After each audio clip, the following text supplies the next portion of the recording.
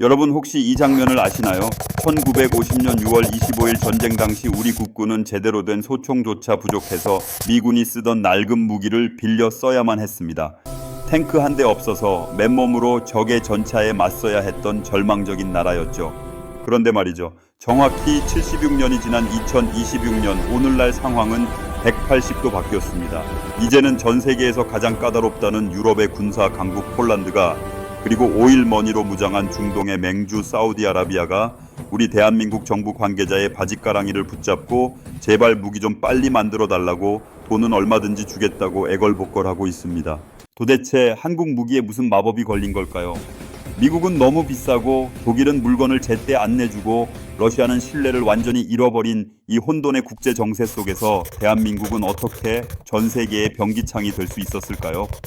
오늘 이 영상 하나로 여러분은 K방산의 7가지 핵심 무기 체계와 그들이 어떻게 세계 시장을 씹어먹고 있는지, 그리고 그 뒤에 숨겨진 천문학적인 매출의 진실까지 모두 알게 되실 겁니다.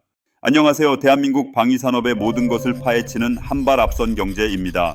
최근 뉴스만 틀면 K방산 수출 소식이 들려오죠. 하지만 단순히 많이 팔았다는 말만 들어서는 그 실체가 잘 안 잡히실 거예요.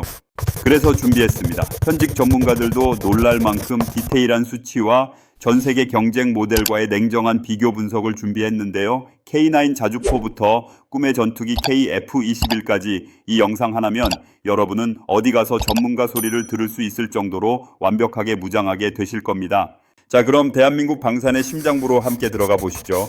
가장 먼저 살펴볼 무기는 지상전의 신이라고 불리는 K9 자주포입니다. 한화에어로스페이스에서 만드는 이 괴물 같은 무기는 현재 세계 자주포 시장의 절반 이상을 점령하고 있습니다.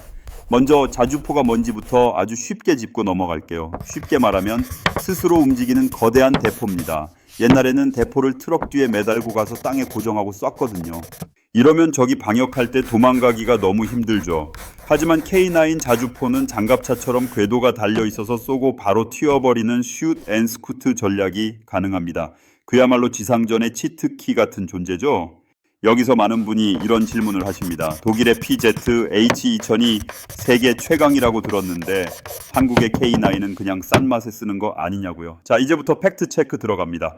성능 면에서 독일제가 아주 미세하게 앞설 수는 있습니다. 하지만 결정적인 차이가 있어요. 바로 가용성과 가성비입니다.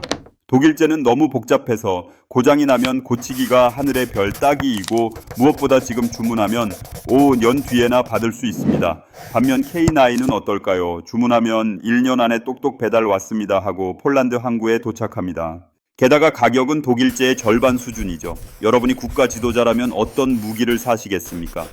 실제로 2022년 러시아와 우크라이나 전쟁이 터졌을 때 폴란드는 엄청난 패닉에 빠졌습니다. 당장 국경을 지킬 무기가 필요했죠. 이때 한화에어로스페이스가 제안합니다. 우리가 이미 한국군에 납품하려고 만들어둔 물량이 있으니까 이거 먼저 빼서 보내줄게. 이 파격적인 제안에 폴란드는 감동했고 수조 원대 계약서에 도장을 찍었습니다. 실제로 폴란드 군인들이 K9을 타보고는 승차감이 벤츠 같다거나 자동화 시스템이 예술이라며 극찬을 쏟아냈다는 일화는 아주 유명합니다. K9의 핵심 기술 3가지만 기억하세요. 첫째는 사거리입니다. 40km 밖의 적을 오차 범위 몇 미터 내로 정확히 타격합니다. 서울에서 쏘면 개성까지 정확히 맞춘다는 소리죠. 둘째는 급속 사격입니다. 15초 안에 3발을 연속으로 쏘고 도망갑니다. 적이 포탄이 날아온 곳을 계산해서 방역할 때쯤이면 K9은 이미 다른 곳으로 이동한 뒤입니다. 셋째는 데이터 링크입니다. 드론이 적 위치를 찍어주면 K9은 버튼 하나로 조준을 끝냅니다. 21세기 전쟁은 정보전인데 K9은 그 중심에 서 있는 셈입니다. 다음으로 지상 화력의 또 다른 주인공 천무 다연장 로켓을 빼놓을 수 없습니다. 미국의 하이마스가 우크라이나 전쟁에서 영웅으로 떠오르며 유명해졌지만 천무를 알게 되면 생각이 바뀌실 거예요. 하이마스는 한 번에 6발의 로켓을 쏩니다. 그런데 한국의 천무는 2배인 12발을 쏩니다. 화력이 정확히 2배라는 뜻입니다. 게다가 하이마스는 바퀴가 달린 트럭 형태라 험한 산길은 잘 못 가는데 천무는 훨씬 튼튼한 차체를 가지고 있어 한국이나 동유럽 같은 험준한 지형에서 압도적인 기동력을 보여줍니다. 지상군의 위용이 정말 대단하죠. 하지만 아무리 대포가 좋아도 적의 탱크가 우리 진영을 뚫고 들어오면 끝 아니냐고요. 걱정 마세요. 우리에게는 독일의 레오파르트 전차를 울리고 돌아온 현존 최강의 가성비 전차 K2 흑표가 있습니다. 이제부터 전 세계 전차 시장의 판도를 뒤흔든 K2 흑표의 전설적인 이야기를 시작해 보겠습니다. 이 탱크는 단순히 장갑이 두꺼운 게 아닙니다. 눈이 달려 있어서 적을 먼저 찾아내고 똑똑한 뇌가 있어서 시속 70km로 달리는 중에도 백발백중으로 포탄을 맞히는 디지털 탱크입니다. 노르웨이에서 있었던 전차 도입 사업은 지금도 방산업계에서 전설로 통합니다. 독일의 최신형 전차와 우리 흑표가 정면으로 붙었거든요. 많은 전문가가 전통의 강자 독일이 이길 거라고 예상했습니다. 하지만 영하 40도의 혹한 속에서 실시된 테스트 결과는 충격적이었습니다. K2 흑표는 시동이 한 번에 걸리고 눈길을 거침없이 달린 반면 독일 전차는 여러 기술적 결함으로 고전했습니다. 결국 성능은 대등하거나 일부 우위인데 가격과 납기는 압도적이라는 결론이 났죠. 당시 노르웨이 군 관계자들은 한국 전차의 가속력과 반응 속도가 마치 스포츠카 같다고 혀를 내둘렀습니다. 이런 소문이 퍼지자 폴란드는 아예 1,000대라는 유례없는 규모의 계약을 한국과 맺어버립니다. 이건 단순히 무기를 판 게 아니라 유럽 전차 시장의 주도권이 독일에서 한국으로 넘어오기 시작했음을 알리는 신호탄이었습니다.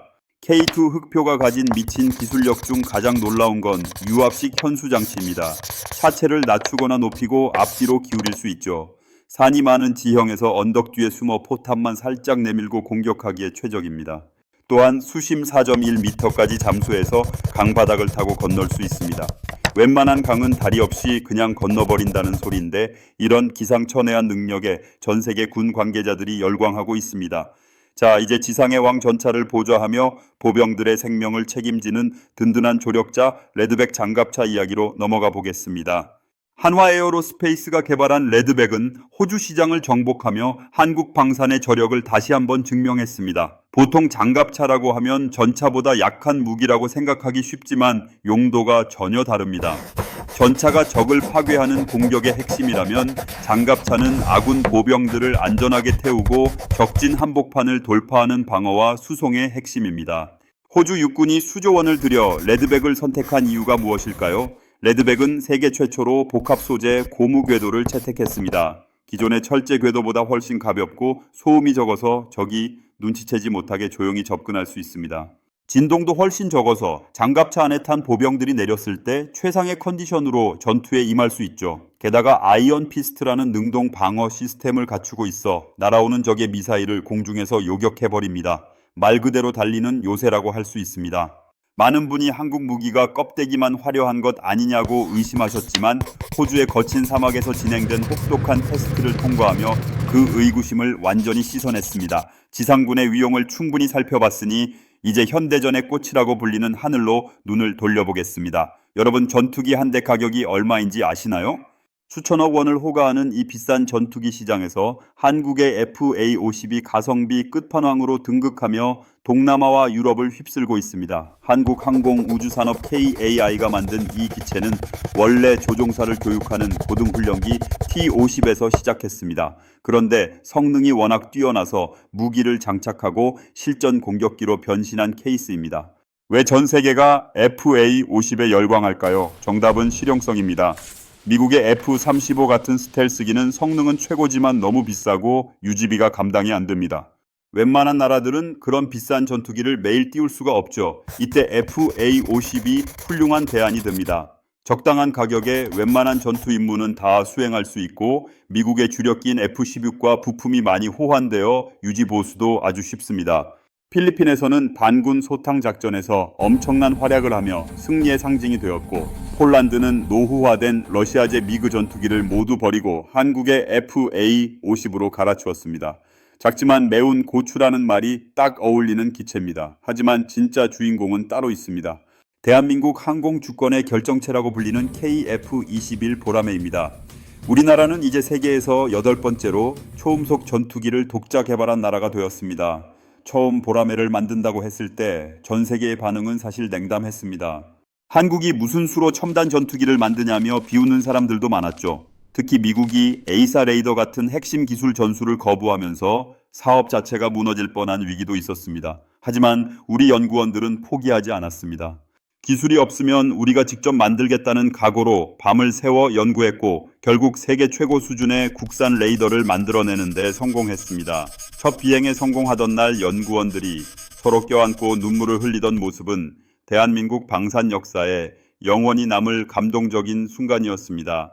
KF-21 보라매가 무서운 이유는 확장성 때문입니다.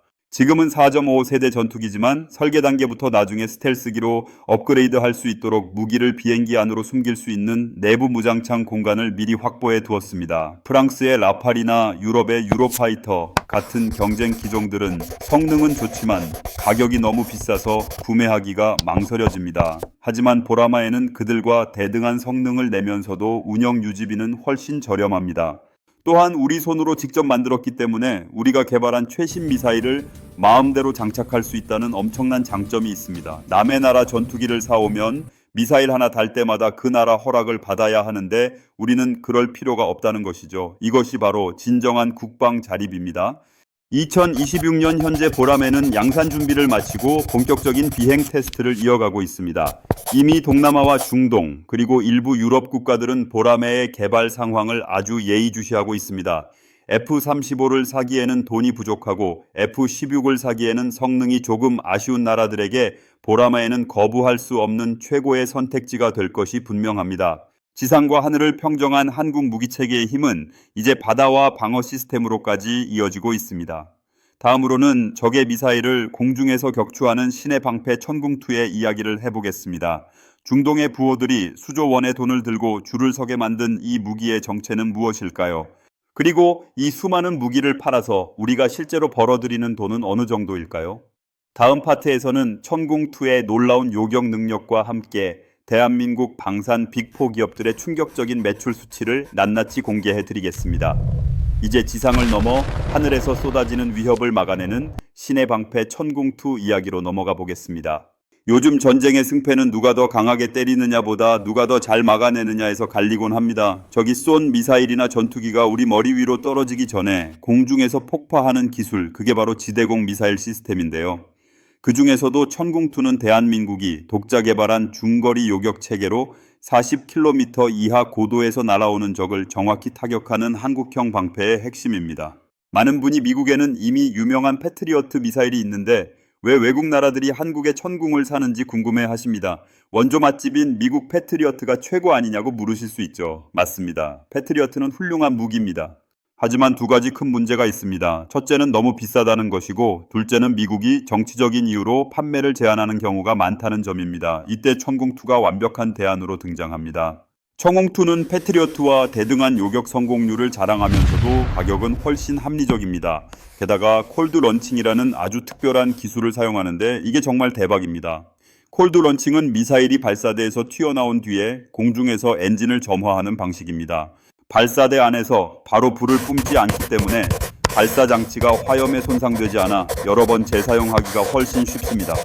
또한 미사일이 공중에서 방향을 틀어 날아가기 때문에 360도 어느 방향에서 적이 나타나도 즉시 대응할 수 있다는 엄청난 장점이 있죠. 2022년 아랍에미리트와 약 4조 원, 그리고 2024년 사우디아라비아와 약 4조 3천억 원 규모의 수출 계약이 터졌을 때 전 세계 방산업계는 경악했습니다. 중동 국가들은 돈이 많기로 유명해서 무조건 최고급 무기만 찾는데 그들이 미국이나 유럽 대신 한국을 택했기 때문입니다. 당시 사막의 뜨거운 열기 속에서 진행된 현지 테스트 일화는 지금도 전설처럼 내려옵니다. 천궁2는 모래바람과 폭염 속에서도 오작동 없이 목표물을 백발백중으로 마쳤습니다. 또한 한국 정부는 무기만 파는 게 아니라 너희 나라에서 직접 수리하고 관리할 수 있게 기술도 다 가르쳐주겠다는 파격적인 조건을 내걸었습니다. 형님 동생 하는 특유의 의리 마케팅이 중동 부호들의 마음을 꿰뚫은 것이죠. 여기서 끝이 아닙니다. 비궁이라는 이름의 작은 거인도 주목해야 합니다. 이건 해안으로 침투하는 고속정이나 드론을 잡는 유도 무기인데요. 최근 미국 해군이 실시한 성능 테스트에서 만점을 받으며 전 세계를 놀라게 했습니다. 미국 무기 체계는 워낙 벽이 높아서 뚫기 힘든데 비궁은 싸고 정확하고 가볍다는 점을 내세워 미국 본토 수출을 코앞에 두고 있습니다. 만약 이것이 성사된다면 한국 무기가 종주국인 미국에 역수출되는 역사적인 사건이 될 것입니다. 자, 이제 무기들의 화력쇼는 여기까지 하고 차가운 머리로 계산기를 두드려 볼 시간입니다. 그래서 도대체 한국이 돈을 얼마나 벌고 있는 걸까요? 그리고 세계에서 몇 등이나 하고 있을까요? 스톡홀름 국제평화연구소의 데이터를 분석해보면 한국의 위상은 그야말로 미친 상승세입니다. 2010년대 중반만 해도 세계 시장 점유율 1% 미만으로 순위권 밖이었던 한국이 2020년대 들어서는 점유율을 급격히 끌어올리며 세계 10위에 안착했습니다.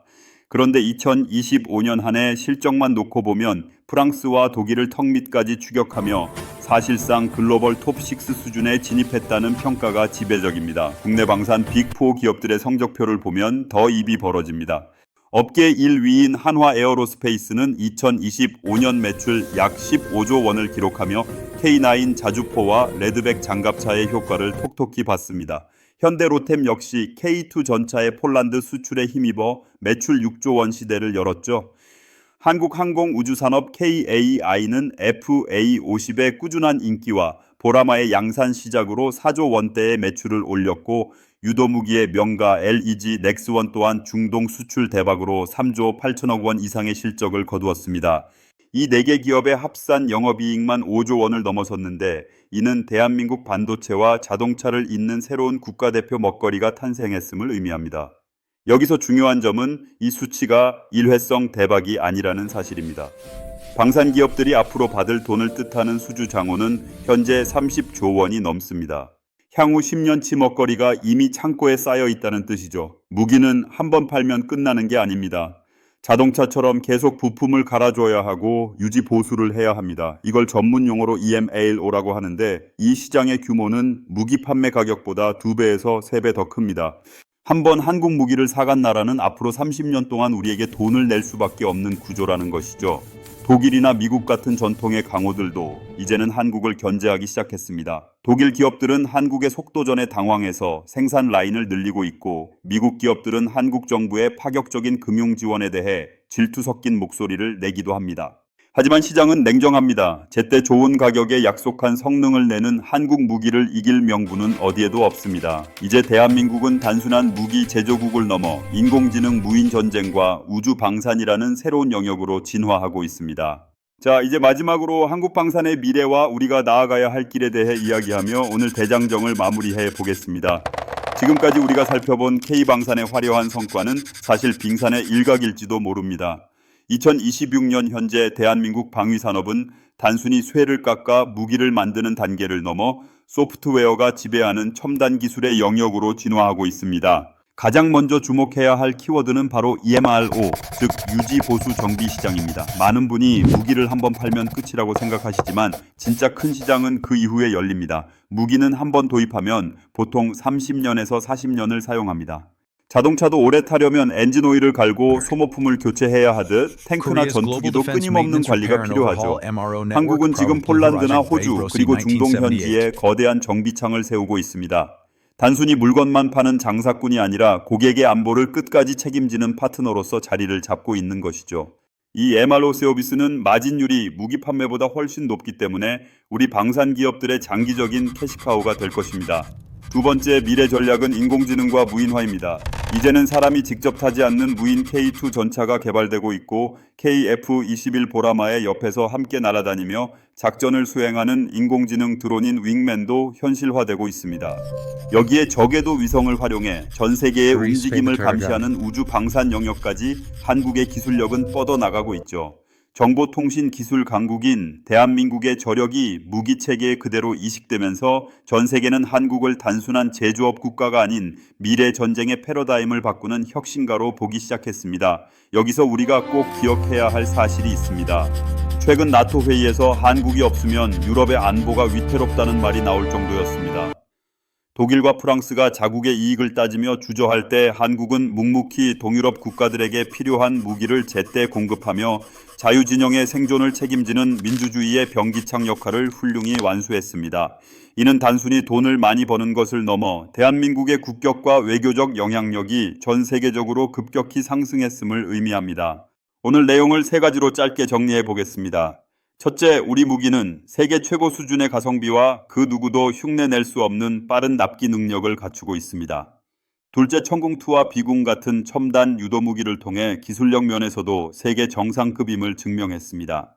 셋째, 단순한 무기 판매를 넘어 유지 보수와 인공지능 무인화 기술로 지속 가능한 성장의 발판을 마련했습니다. 영상을 끝까지 시청해주신 여러분, 이제 뉴스에서 방산 수출 소식이 들려오면 세 가지를 유심히 살펴보세요. 해당 무기가 어떤 나라의 경쟁 모델을 제치고 선택받았는지, 그리고 단순한 판매를 넘어 기술 이전과 현지 생산까지 포함된 깊이 있는 계약인지, 마지막으로 2026년부터 본격적으로 시작되는 보라마의 전투기의 추가 수출 소식이 있는지 말이죠.